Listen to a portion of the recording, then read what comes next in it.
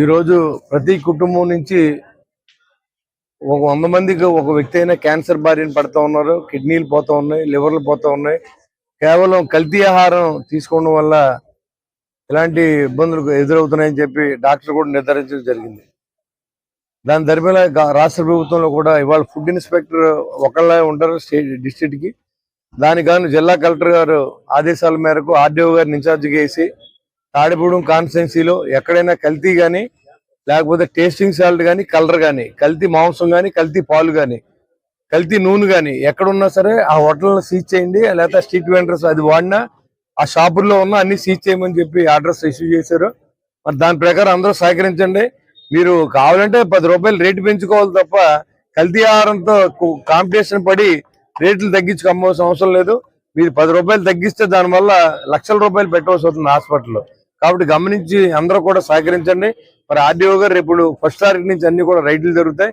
మీరు ఇబ్బంది పెట్టే ఉద్దేశం కాదు, ప్రజల ఆరోగ్యం కాపాడే బాధ్యత కూడా ఈ ప్రభుత్వం మీద ఉంది కాబట్టి ఇలాంటి చర్యలు తీసుకుంటూ ఉన్నాం. కాబట్టి 1వ తారీఖు నుంచి ఫుడ్ ఇన్స్పెక్టర్ సారథ్యంలో మరి దానికి ఇన్ఛార్జిగా మరి కలెక్టర్ గారు ఉంటారు. మళ్ళీ ఇక్కడ తాడేపూడి ఇన్ఛార్జిగా మన ఆర్డీఓ గారు మరి ఉంటారు. మన మున్సిపల్ కమిషనర్, తహసీల్దార్ గారు వీళ్ళంతా టీంని ఏర్పాటు చేయడం జరిగింది. అందరు సిబ్బంది కూడా, సచివాలయ సిబ్బంది కూడా దీంట్లో పాల్గొంటారు. వాళ్ళు ట్రైనింగ్ ఇచ్చి అన్ని హోటల్స్ కూడా చెక్ చేస్తారు. కాబట్టి మీకు ముందుగా తెలియజేస్తా ఉన్నాం. కాబట్టి అలాంటి పొరపాట్లు జరగకుండా చూడండి. ప్లాస్టిక్ నియంత్రణ అవసరం ఉంది. దాన్ని కూడా మరి దృష్టిలో పెట్టుకుని ప్లాస్టిక్ గ్లాసులు వాడకాన్ని తగ్గించి వీళ్ళంతా పేపర్ గ్లాసులు కానీ, గాజు గ్లాసులు కానీ వాడవలసిందిగా మిమ్మల్ని రిక్వెస్ట్ చేస్తా ఉన్నాం. మరి తడి చెత్త, పొడి చెత్త మరి వేస్ట్ చేసే విధంగా ఉండాలి. డ్రైన్ లోకి మీ హోటల్ వేస్ట్ ని వదలకూడదు, అది నేరం. మరి అలాంటి హోటల్స్ ఏమైనా ఉంటే అది అవసరమైతే మీరు బయట లిఫ్ట్ చేయాలి తప్ప అక్కడ అవి వాడితే కుళ్ళు వాసన వస్తున్నా ఉన్న డ్రైన్స్ అన్ని కూడా మరి హోటల్స్ అన్ని కూడా దాన్ని జాగ్రత్త పెట్టుకోవాల్సిందిగా మిమ్మల్ని అందరినీ కోరుకుంటూ మరి దీన్ని సహకరించవలసిందిగా, ప్రజల ఆరోగ్యాన్ని కాపాడడానికి అధికారులు సహకరించండి. మరి అధికారులు చెప్పింది మన ప్రాణాల కోసం చెప్తూ ఉన్నారు. మా ఇంట్లో వాళ్ళు బాగానే ఉన్నారు అనుకుంటే ఎక్కడో చోట నుంచి వచ్చి అది మన ఇంట్లో కూడా చేరద్ది.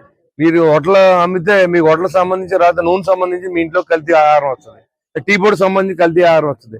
దాని మీద ఉక్కుపాదం మోపబోతా ఉన్న తాడేపూడిలో.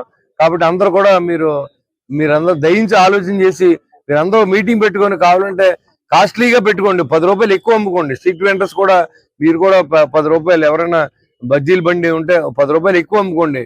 కాగు నూనె వాడకండి. కాగు నూనె ఒక కలర్ మారిపోయిన తర్వాత కూడా వాడితే అది కూడా నేరమే. కాబట్టి ఇలాంటివన్నీ కూడా సహకరించండి.